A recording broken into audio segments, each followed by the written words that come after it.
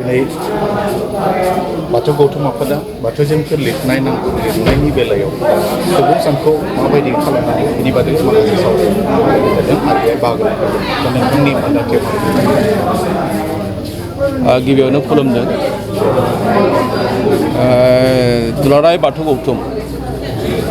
आरो लोगोसे बाथौ क'र्डिनेशन कमिटि बर'फोरनि गेजेराव थानाय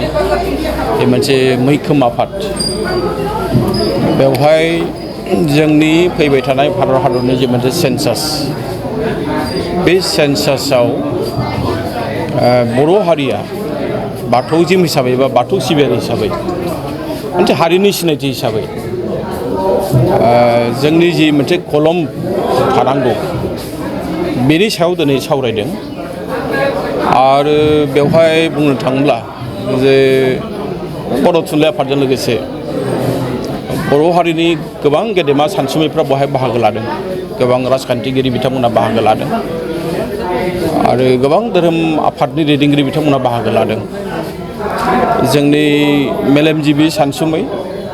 बिथांमोना बाहागो लादों आरो बेनि गेजेरजों सावरायनाय जादों जे फैबाय थानाय जि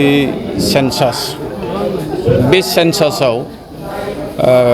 बाथौजिम हिसाबै माबोरैहाय दिन्थिनो हायो दा बाथ्रा जाहैदों जे बर' हारिनि गेजेराव जोङो जुदि नायोब्ला बाथौ सिबियारिल' गैया नंगौ जे बर'नि गुदि धोरोमा बाथौ नाथाय दिनै जोंनि गेजेराव गोबां धोरोम दंसै जोङो ब्रह्म धोरोमनि खोथा बुंनो हायो ख्रीष्ट धोरोमनि बाथ्रा बुंनो हायो जोङो सतसंगिनि बाथ्रा बुंनो हायो आरो बेनि अनगायैबो दिनै बर'फोरनि गेजेराव कृष्ण गुरु लानायबो दं माने एकचरन भागवत बेयावबो हाबनानै दङ दा बेफोर गासैबो खोथाखौ सानै हयैसो जोङो माने बाथ्राखौ बुंनो गोनां जायो दा बेखायनो दिनै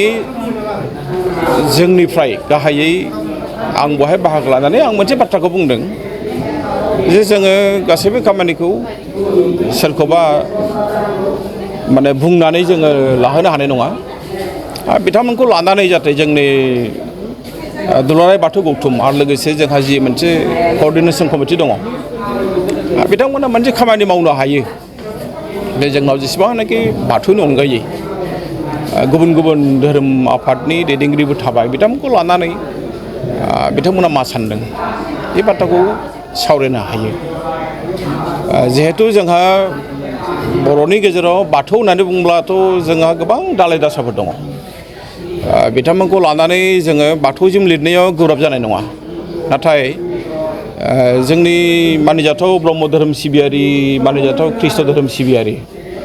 बा जोंहा सतसंगि मानिजाथाव बिथांमोन आरो लोगोसे जोंनि गुबुन गुबुन थानाय जेरै कृष्ण गुरु एकचरन भागवत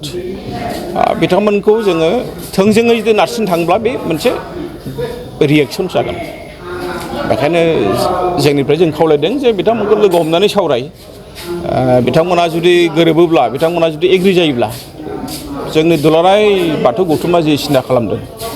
आरो दुलाराय बाथौ गौथुमा जि सिन्था खालामदों बिथांमोना हारिखौ लानानै सिन्था खालामदों बिथांमोननि साननायाबो बे नङा जे जोङो बाथौखौ जोङो बिथांमोननो जाबसिनगोन बे नङा बिथांमोननि साननाया जोबोद मोजां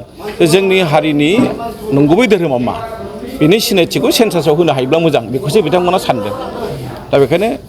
जोङो लुबैगोन जे बे बेलायाव दुलाराय बाथौ गौथुम आरो लोगोसे क'र्डिनेशन कमिटि एसे खस्थ' खालामबावथों बिथांमोना गासैखौबो लोगो हमथों येस न' उनाव जागोन आरो बेबायदि थाङोब्ला फिथाइ गोनांसिन जागोन होननानै आं सानो